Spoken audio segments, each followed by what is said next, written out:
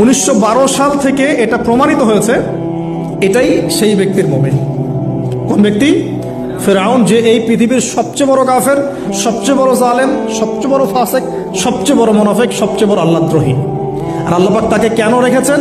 লিতাকুনা লিমান খালফাকা আয়া, যাতে তুমি তোমার পরবর্তীদের জন্য নিদর্শন হতে পারো। That's all. তাহলে আমরা পেলাম কবে? 1897 অথবা প্লাস মাইনাস 1912। এখন আপনাকে আমি বলি 1912 এর পর থেকে সারা ওয়ার্ল্ডে কি হয়েছে দেখুন।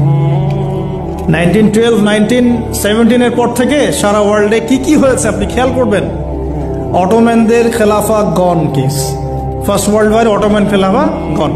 চলে আসলো নতুন একটা রেভলিউশন, ইউরোপিয়ান রেভলিউশন।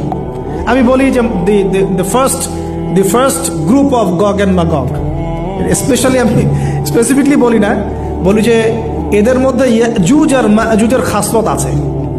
আমি বলছি না এরাই ইয়াজুজ মাজুজ, এই কথাটা আমি বলছি না। আমি বলছি এদের মধ্যে মাস্ট বি, অবভিয়াসলি 100% ইয়াজুজ মাজুজের খাসলত আছে, চরিত্র আছে। এবং এই হাদিসটা আমি আমার মধ্যে আমার ইয়াকিন হয়ে গেছে আপনাদের কেএলএ এসে, যখন আমি ওই 21 নিচে বসে কফি খাচ্ছিলাম, আমার ইয়াকিন হয়ে গেছে যে এদের মধ্যে ইয়াজুজ মাজুজের খাসলত আছেই আছে। পরে